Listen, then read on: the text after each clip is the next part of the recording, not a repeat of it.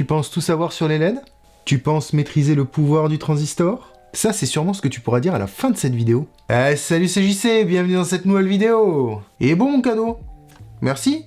J'avais terminé l'épisode précédent en créant des panneaux acoustiques avec des LED pour pouvoir récupérer la lumière dans mon bureau. Dans cet épisode, je vais t'expliquer les problèmes qui tournent autour de l'utilisation des LED, et pour mettre en application, on va construire une keylight. Et comme avoir une keylight c'est cool, mais régler son intensité c'est mieux, je vais t'expliquer à quoi sert un transistor et comment construire un contrôleur de LED avec. Installe-toi, c'est parti. La diode est un composant électronique polarisé, c'est-à-dire avec un plus et un moins. Comment on arrive à faire ça? En dopant silicium, voyons. Le dopage est l'opération qui consiste à ajouter des impuretés dans le silicium pour modifier la quantité d'électrons. On a le dopage de type N, où il y a plus d'électrons, et celui de type P, où il y a moins d'électrons. Tu ne peux pas ajouter des électrons là où il y en a déjà trop, et tu peux pas en enlever là où il en manque. Donc, la LED est polarisée, avec un moins qu'on appelle la cathode, et un plus qu'on appelle l'anode. Dans une LED, les parties P et N sont séparées par un espace que l'on appelle jonction, et l'énergie déployée par l'électron pour sauter cette jonction libère un photon, de la lumière si tu préfères. Et en modifiant le type et la quantité des impuretés, on va changer la longueur du saut, et donc la longueur d'onde du photon, c'est-à-dire sa couleur. Deuxième point, une LED offre dans un sens une grande résistance qui va bloquer le passage du courant, et dans l'autre, une très faible résistance qui va laisser passer le courant. Et comme nul n'est censé ignorer la loi... Non, pas celle-là. La loi d'Ohm, qui dit que la tension est égale à l'intensité multipliée par la résistance, ou si tu préfères, U égale RI. Donc plus la résistance est faible, et plus l'intensité est élevée. Si on alimente notre LED avec 12 volts, comme c'est le cas sur les bandeaux blancs, eh ben ça fera quasiment 12 ampères dans la LED. Les LED SMD 5050 blanches ont besoin de 60 mA pour fonctionner à pleine puissance. On va juste lui donner 200 fois plus. Pour éviter ça, on ajoute une résistance que l'on appelle résistance de ballast, et dont le rôle est de stabiliser à un niveau approprié le flux d'électrons. N'oublie jamais de mettre une résistance avec ta LED, sinon...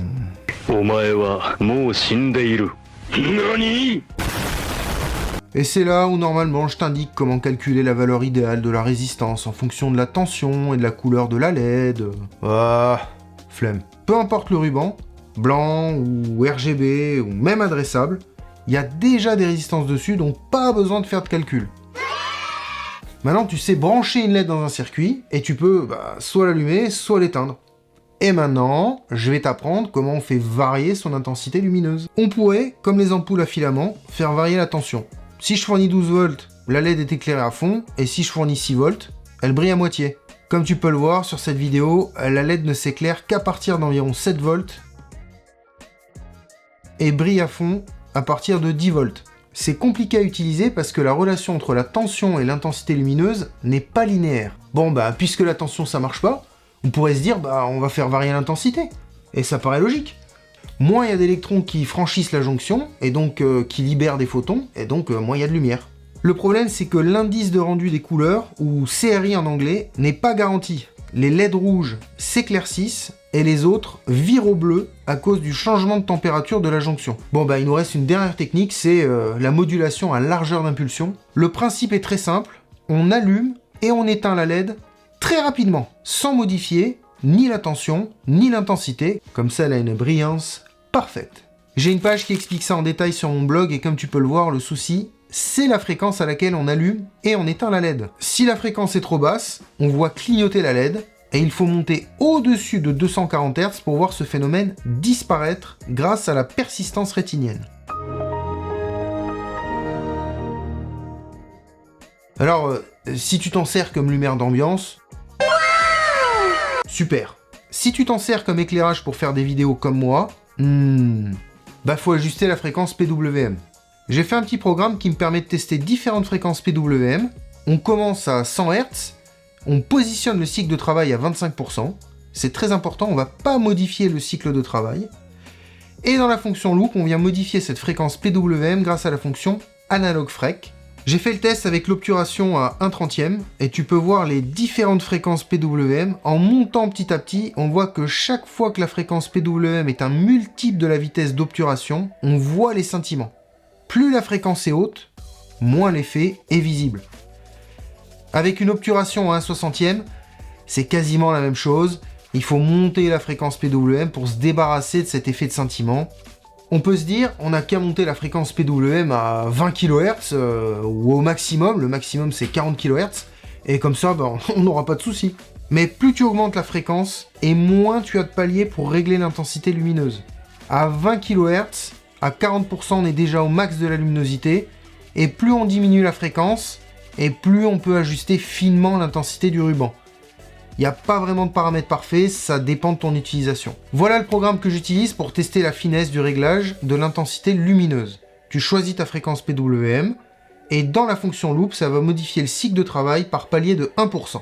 Ah oui, il y a un dernier paramètre à prendre en compte, c'est la qualité de ton alimentation. Si ton alimentation est de mauvaise qualité et qu'elle ne possède pas de filtre EMC, elle va émettre un bourdonnement assez désagréable. Essaie de prendre une alimentation spécifique pour les LED, mais même en faisant ça, il m'est arrivé d'avoir ce problème. Comme avec ces alimentations orange et blanche. Si ton alimentation bourdonne, il va falloir augmenter la fréquence PWM pour décaler ce bourdonnement dans une plage de fréquence inaudible à l'oreille humaine. Mais du coup, tu pourras moins finement régler l'intensité lumineuse de ton ruban. Je te mets les 2 programmes de test dans la description, et du coup, je te laisse faire les tests avec ton ruban de LED et ton alimentation. Quoi ? Tu veux savoir comment on fabrique une Keylight Elgato ? Au fond, c'est un bout de carton sur lequel j'ai collé un ruban de LED SMD 5730. Le carton permet de mieux dégager la chaleur, même si dans l'idéal, on aurait préféré une plaque d'aluminium. Alors une plaque de 20 par 30, c'est aussi cher que le ruban de LED de 5 mètres, et là c'est 1 mm d'épaisseur, hein, c'est fin, hein. J'aurais plus pris 2 mm pour être sûr. Si on réfléchit à pourquoi on cherche à dissiper la chaleur, c'est pour conserver la durée de vie des LED.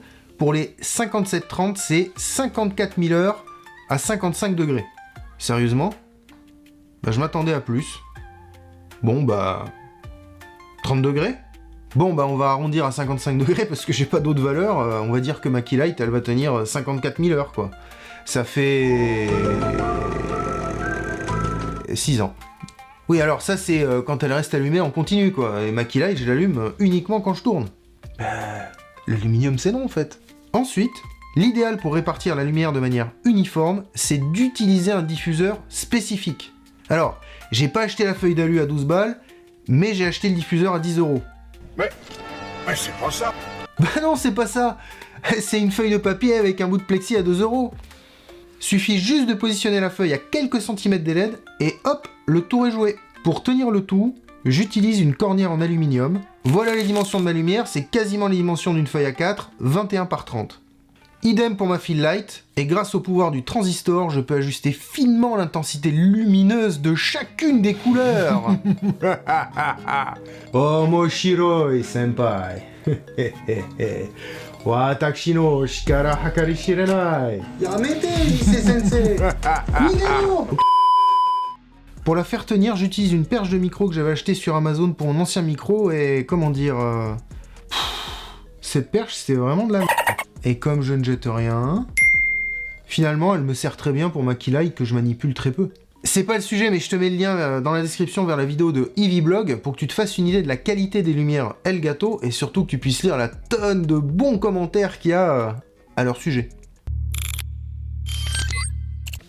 Pour piloter les rubans de LED, on va pas pouvoir utiliser directement les broches de notre ESP. Le ESP peut sortir du 3,3 volts maximum, et nos LED ont besoin de 12 volts pour fonctionner. Et puis même, une broche de l'ESP peut sortir quelques milliampères, et notre ruban va consommer bien plus. On pourrait utiliser un relais, comme on a déjà fait avec notre bouton connecté, et ça marcherait. Ça serait soit allumé, soit éteint. Mais c'est un peu dommage de ne pas pouvoir régler finement l'intensité des rubans. C'est là que le transistor intervient. Tu peux assimiler un transistor à un robinet à électrons.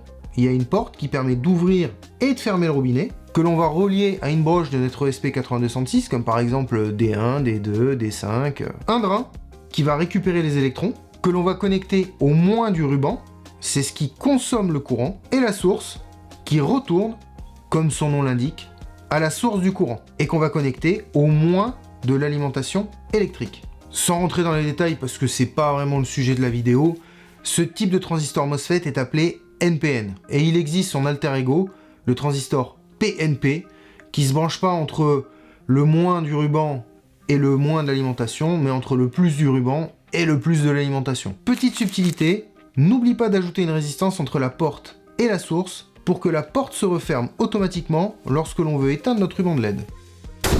Et voilà, c'est pas plus compliqué que ça, j'en utilise à chaque fois que j'ai des LED à piloter, c'est un montage simple et économique. J'aime bien le modèle IRFZ44N de chez International Rectifier, t'as 10 transistors pour 2€, si on regarde le voltage minimum qu'il faut pour l'allumer, qui s'appelle VGS, il fonctionne avec le SP en 3,3 volts et aussi avec l'Arduino en 5 volts. Un transistor qui marche pour les deux microcontrôleurs, c'est pas prise de tête. J'ai jamais eu trop de soucis avec le IRFZ44N, mais à skip le modèle IRLZ44N fonctionne encore mieux avec le SP car sa tension VGS max est de 2 volts. Pour faire simple, cette tension VGS, c'est ce qu'il faut pour ouvrir le robinet au maximum. Ce transistor permet de faire passer 49 ampères à 10 volts, ce qui fait 490 watts, mais si on regarde bien la doc, il peut dissiper sans avoir besoin de refroidissement externe 94 watts, ce qui nous fait, si je prends l'exemple de ce ruban qui consomme 8 watts par mètre,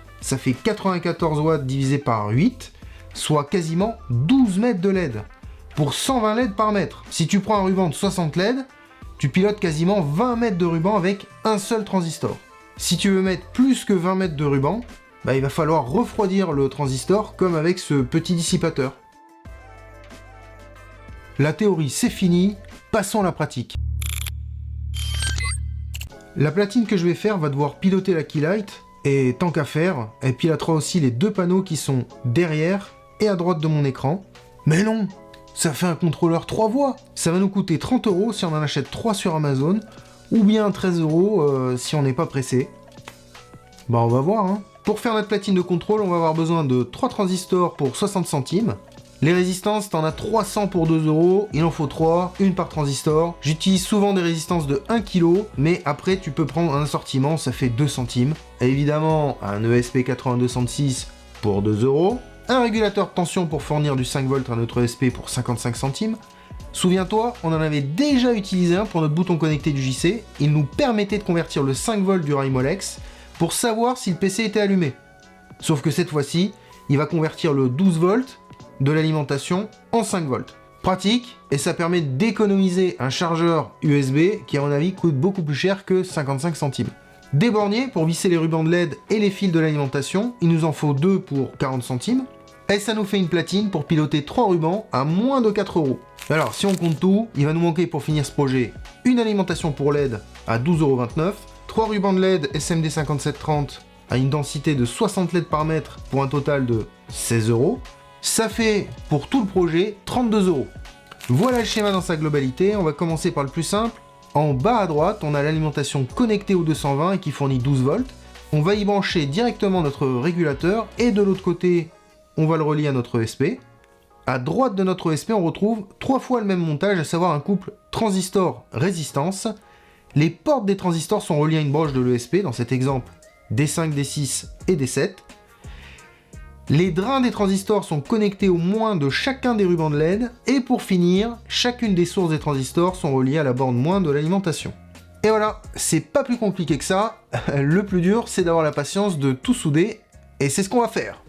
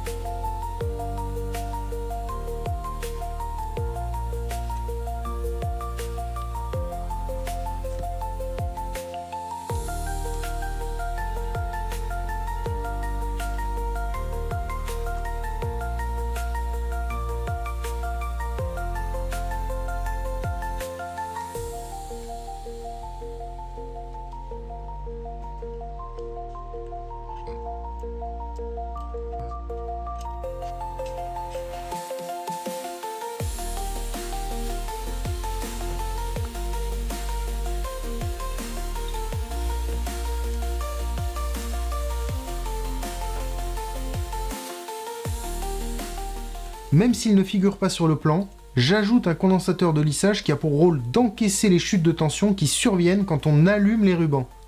Les rubans aspirent le courant et ça fait chuter la tension dans le circuit. Il faudrait pas que notre ESP passe en dessous de sa tension minimale de 2,5 volts pour des raisons de stabilité. Et avec la modulation PWM, on va les allumer et les éteindre beaucoup ces rubans. La platine est terminée et maintenant il va falloir l'alimenter. Pour trouver la bonne alimentation, il va falloir calculer la consommation totale et en gros ça revient à compter le nombre de LED. 199, 200, 201... Ah non! Le plus simple consiste à calculer la longueur du ruban. Si je commence par Macilight, on a 16 morceaux de ruban de 25 cm chacun, ce qui nous fait 4 mètres au total. À 60 LED par mètre, ça fait 240 LED. Si on en croit la documentation, elle consomme 180 mA. Et si je veux calculer la puissance, il faut savoir que P égale U fois I, donc 43 ampères multiplié par 12 volts, ça fait 518 watts. 500 watts? Hein? Si on regarde plus attentivement sur le ruban, il y a une résistance placée toutes les 3 LED en série de 39 ohms. D'après cette formule incroyable trouvée sur Stack Exchange, ça nous fait 12 moins 3 multiplié par 3,6, le tout divisé 30 mA par LED.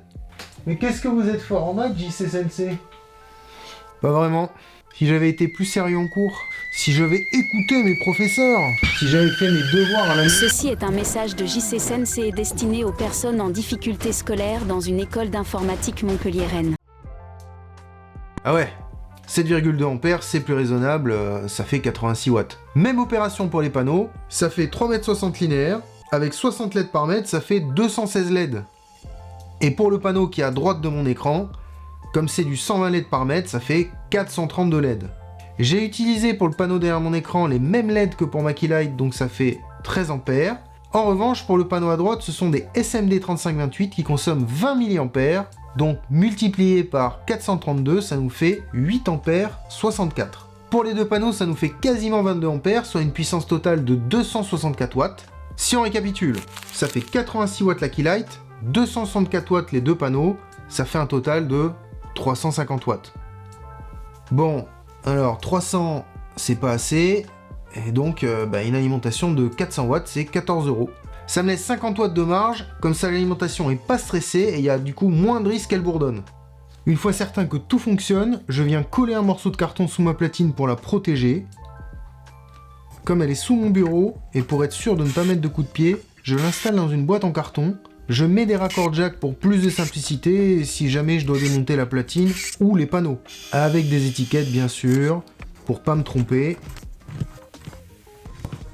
On rebranche l'alimentation. Et voilà le résultat.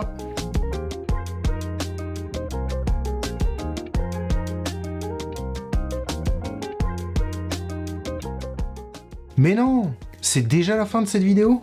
Je sais que certains attendent avec impatience la partie sur les masques, et ça arrive. N'oublie pas de mettre un pouce et de t'abonner si ça t'a plu, mais surtout, laisse un commentaire, ça me fait trop plaisir. Je vous souhaite plein de bonnes choses pour 2025, et on se voit dans la prochaine vidéo.